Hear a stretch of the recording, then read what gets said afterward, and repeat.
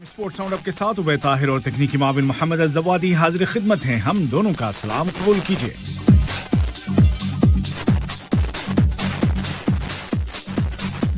Qatar को, दोहा को अगर आप स्पोर्ट्स का कैपिटल कहें तो गलत ना होगा। एक के बाद एक बड़े बड़े इवेंट्स हैं मुंतजिर आप सबके, हम सबके और हमें उनके इंतजार में। और ये इवेंट्स इतने मुख्तलिफ हैं और इसमें इस कदर तनव्वो है कि जिस तरफ देखिए, जिस स्पोर्ट और जिस खेल को देखिए, कतर का नाम उसमें आपको नजर आ जाएगा, कभी खेलते हुए कभी खिलाते हुए। और अब आ गया है नंबर फार्मूला 1 का। जी हां, पहली बार फार्मूला 1 के मुकाबले होंगे यहाँ कतर में और दिन भी ज्यादा नहीं रह गए, बस थोड़ा सा और इंतजार है। 19 नवंबर से 21 नवंबर तक यहाँ होगा कतर ग्रां प्री फार्मूला 1 और इसके सबसे बड़े जो टाइटल स्पॉन्सर हैं वो बन गए हैं ओरिदो कतर। और ऐलान कर दिया गया है कि अगले 12 सीजन तक ये सिलसिला जारी रहेगा, लेकिन सिर्फ अगले साल 2022 का जो सीजन है वो नहीं हो पाएगा। और उसकी वजह आप जानते हैं कि 2022 का फुटबॉल वर्ल्ड कप होगा और इस वजह से फार्मूला 1 का सीजन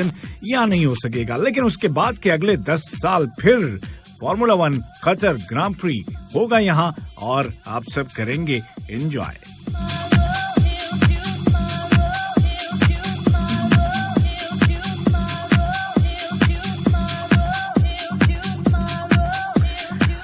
अमीर कप 2021 साहिब सुमो अमीर शेख तमीम बिन हमद आल थानी के नाम से मौसूम फुटबॉल कप का फाइनल मैच होगा अस्तुमामा स्टेडियम में और ये होगा 49वां एडिशन अमीर कप का। खेला जाएगा इसी महीने की 22 तारीख को। और न सिर्फ ये कि ये फाइनल होगा, बल्कि इस फाइनल के जरिए से एक और स्टेडियम का इफ्तिताह हो जाएगा जो कि फीफा वर्ल्ड कप 2022 के लिए बनाए गए हैं, तामीर किए गए हैं अस्तुमामा स्टेडियम में।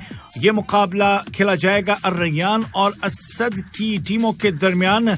कोविड-19 की वजह से कोविड प्रोटोकॉल का पूरा ख्याल रखा जाएगा। और अगर आप ये मैच देखना चाहते हैं तो लेट ना होइए, tickets.qfa.qa से टिकट हासिल कीजिए। बल्कि पहले तो टिकट नहीं मिलेगी, पहले सिर्फ आपको एक पेपर मिलेगा कि हाँ भाई आपने अपनी सीट बुक की है। उसके बाद फिर आपको अगला जो मरहला होगा उसमें फिर आपको एक कार्ड इशू होगा और ये जो कार्ड है ये सबूत होगा इस चीज का कि आप ये मैच देख सकेंगे। तो आपको फुली वैक्सीनेटेड होना जरूरी है और जो 12 साल से कम उम्र के बच्चे हैं उनको उससे एक दिन पहले एंटीजन टेस्ट करा करके उसकी सर्टिफिकेट ले करके जाना होगा। 90 मिनट पहले स्टेडियम के गेट खोल दिए जाएंगे ताकि ये देखा जा सके, ताकि ये एहतमाम किया जा सके कि सभी लोग कोविड-19 की प्रोटोकॉल का पूरा एहतराम करते हुए, पूरा ख्याल रखते हुए स्टेडियम में दाखिल हो सकेंगे। और एक बार टिकट अगर आपने ले ली तो फिर उसको कैंसिल नहीं किया जा सकता है। टिकट आपके नाम से इशू होगी और आपका आईडी देख करके आपको दिया जाएगा फैन कार्ड जिसको कि आप मेट्रो में भी यूज कर सकेंगे।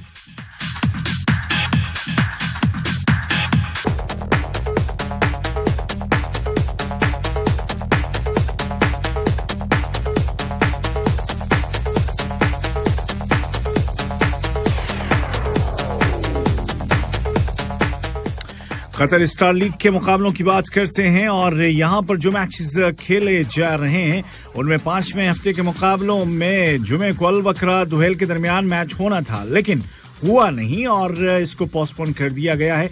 असेलिया और अल-खोर के दरमियान मैच हुआ तो सही, लेकिन जीता कोई भी नहीं, 0-0। अल अरबी को बड़ी शिकस्त हुई असद के हाथों। असद बिल्कुल फायर पे है इस वक्त, 4-0 से हराया उसने अल अरबी को। उसके बाद कल जो मैचेस हुए हैं उनमें सलाल और शमाल के दरमियान मैच 1-1 गोल से बराबर रहा। कतर स्पोर्ट्स क्लब ने हराया अल गर्राफा को 2-0 से और अर्रयान की टीम ने अल अहली को हरा दिया है 1-0 से। अब जो मैचेस होंगे वो 16 अक्टूबर से खेले जाएंगे कतर स्टार लीग के और ये होंगे 6 हफ्ते के मुकाबले। फिलहाल जो स्टैंडिंग्स हैं उनमें असद की टीम सबसे ऊपर है जिसने के खेले हैं 5 मैच और 5 में कामयाबी हासिल की है, 15 पॉइंट हैं।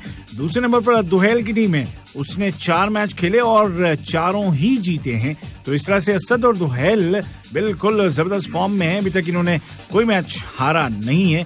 तीसरे नंबर पर और चौथे नंबर पर अल गर्राफा और अल अरबी की टीमें हैं दोनों के 9 पॉइंट्स है। उसके बाद 5वें नंबर अर्रयान है और अर्रयान को अमीर कप का फाइनल खेलना है। सद के खिलाफ रेडी है ना आप भी?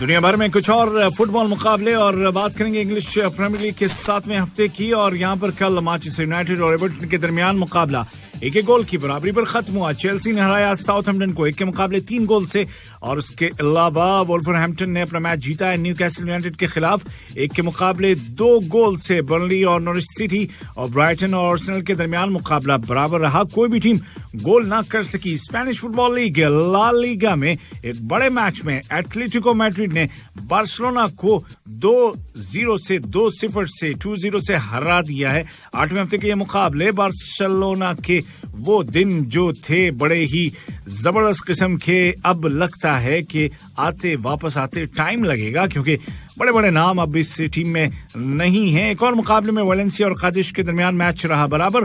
रियल मोरिका ने हराया है, रियल मायोर्का ने हराया लेवांटी को 1-0 से और सेसोना ने शिकस्त दी रियल फेलिकानो को 1-0 से।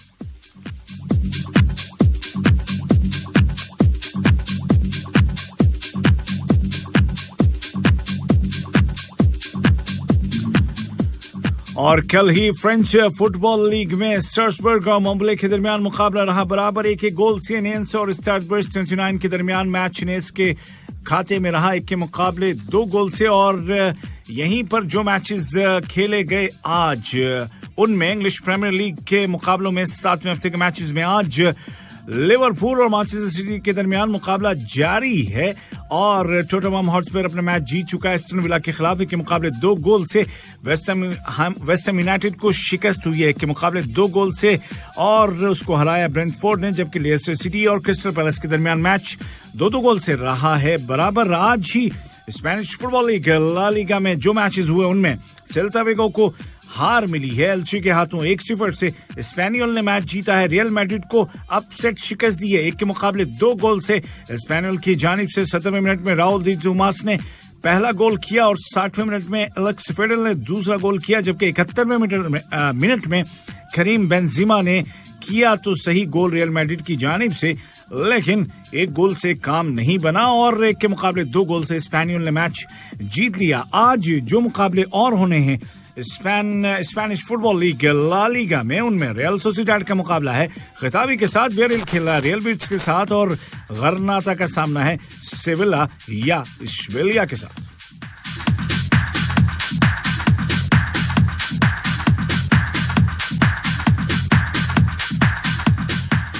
जर्मन फुटबॉल लीग के 7वें हफ्ते के मैचेस में आज यूनियन बर्लिन ने हरा दिया है माइंस 5 को 1 के मुकाबले 2 गोल से। बायरन म्यूनिख और इंट्राख्ट फ्रैंकफर्ट के दरमियान मुकाबला इस वक्त जारी है और एक और मैच आज खेला जाएगा और ये है बायर लेवरकुसेन और आर्मेनिया बिलफील्ड के दरमियान। जबकि फ्रेंच फुटबॉल लीग में कतर की मिल्कियत और हाल ही में जिस टीम में आए हैं Lionel Messi, Paris Saint Germain हार गया है ये क्लब अपना मैच रेन के हाथों 2-0 से। मोनाको ने बोर्डो को 3-0 से हराया। नेंस ने ट्रोवा को 2-0 से शिकस्त दी है और लेल मार्सिलिया के दरमियान मैच इस वक्त जारी है।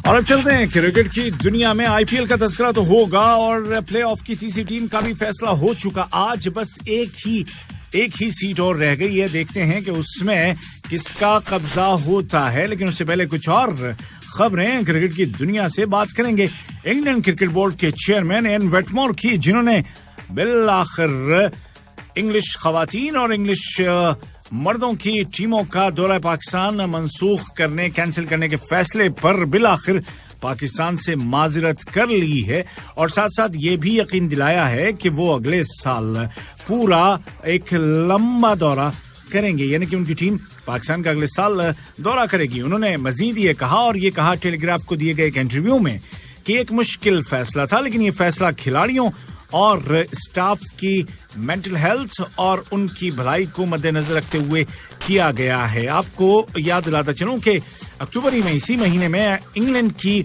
मर्दों की टीम को पाकिस्तान में वर्ल्ड T20 से पहले 2 T20 मैचेस खेलने थे और इसी तरह खवातीन की टीम को भी 2 T20 और 3 वनडे मैचों की सीरीज खेलनी थी, लेकिन न्यूजीलैंड ने जब पाकिस्तान का दौरा मंसूख किया तो उसके कुछ ही दिन बाद ECB ने भी ये टूर कैंसिल करने का ऐलान कर दिया था और अब ये कहा गया है कि 2022 में वो यानी कि इंग्लिश टीम पाकिस्तान का एक लंबा दौरा करेंगे। साथ साथ उन्होंने पाकिस्तान का शुक्रिया अदा किया कि उन्होंने अपनी टीम 2020 और 2021 में कोरोना वबा के दौरान भी इंग्लैंड के दौरे पर भेजी थी।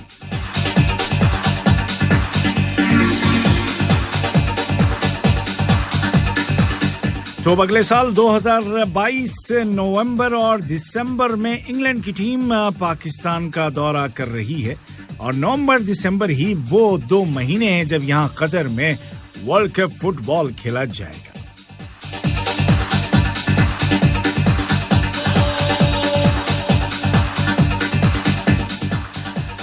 और पाकिस्तान क्रिकेट बोर्ड के नए चेयरमैन रमीज राजा ने बोर्ड के तमाम मुलाजमीन को कहा है कि भैया बहुत खर्चा हो रहा है, खर्चा कम करो।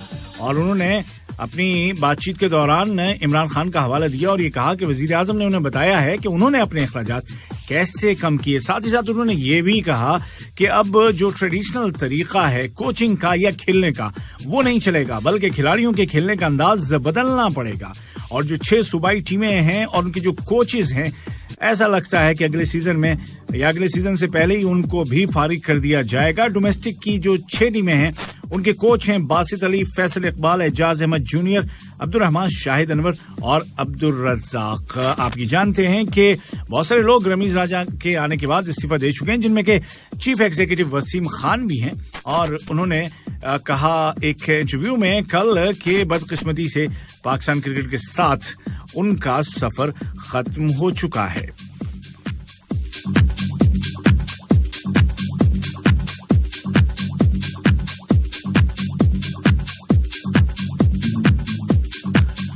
और अब जिक्र आता है IPL का, जिसमें के तीसरी सीट भी हो चुकी है बुक।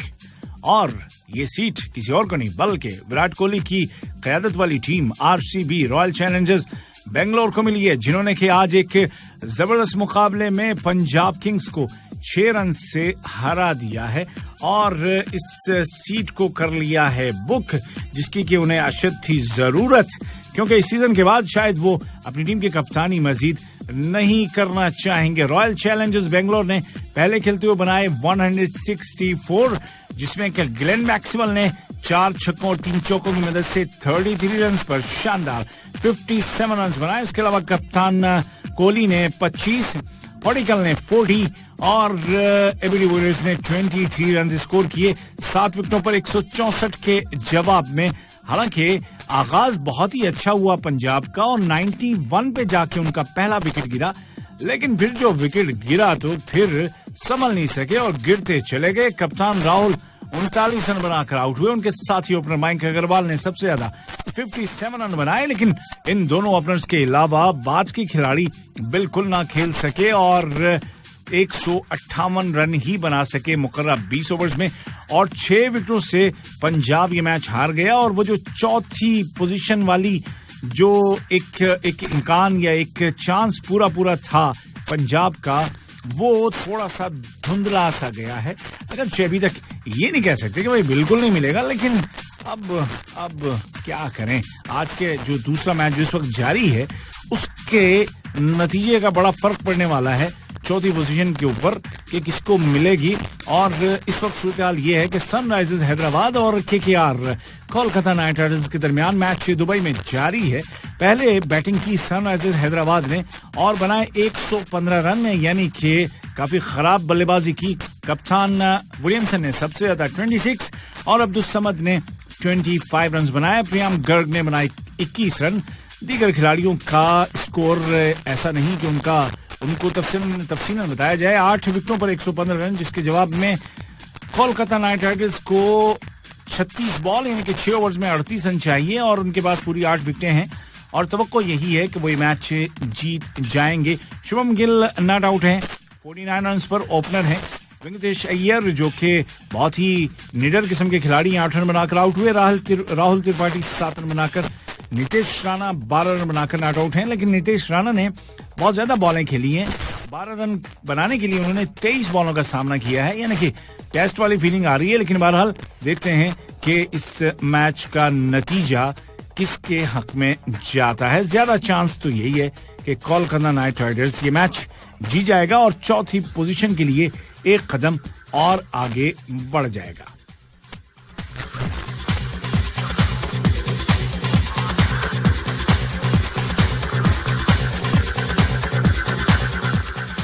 तो जनाब इस वक्त सीएसके यानी कि चेन्नई सुपर किंग्स 18 पॉइंट्स के साथ और दिल्ली कैपिटल 18 पॉइंट्स के साथ पहली दूसरी पोजीशन पर और इन्हीं के दरमियान होगा पहला जो क्वालिफायर। जो जीतेगा वो सीधा सीधा पहुंच जाएगा फाइनल में और उसके बाद तीसरी और चौथी पोजीशन के दरमियान मैच होगा, एलिमिनेटर होगा और जो जीतेगा वो खेलेगा क्वालिफायर में हारने वाली टीम के साथ। तीसरी जो पोजीशन है आरसीबी की पक्की हो चुकी है। चौथी किसको मिलेगी, केकेआर को मिलेगी या किसी और को? बड़ा दिलचस्प हो गया है ये सिलसिला। और जाते जाते आपको बता दूं टेनिस की दुनिया से कुछ फाइनल्स जो कि आज खेले जा रहे हैं बल्कि खेले गए हैं। इनमें सोफिया ओपन जो कि बुल्गारिया में इटली के जैनिक सिनर ने जीत लिया है फ्रांस के गायल मोनफिलिस को शिकस्त दे करके। चैलेंजर सीरीज लिस्बन पुर्तगाल में होने वाले फाइनल में डिमिट्री पॉपकोव ने शिकस्त दे दी है एंड्रे पोल्गेरो जो इनका ताल्लुक है इटली से उनको। और इसी तरह चैलेंजर सीरीज स्पेन के मॉर्सिया में होने वाले फाइनल मैच में नेदरलैंड्स के थैलोन ने मुकाबला और टाइटल जीत लिया है। सीबे और रोमानिया में होने वाला टाइटल जीता है इटली के ट्रावेगो ने। और खवातीन का एक मुकाबला आज होना है WTA Chicago file tennis classic और यहाँ पर ट्यूनिसिया के उन्स जाबर का मुकाबला स्पेन की मोगोरोजा के साथ आज हो रहा है। इसी के साथ उबैद ताहिर और तकनीकी माविन मोहम्मद जवादी को स्पोर्ट्स साउंड अप से इजाजत दीजिए। अपना बहुत ख्याल रखिएगा। अल्लाह हाफिज।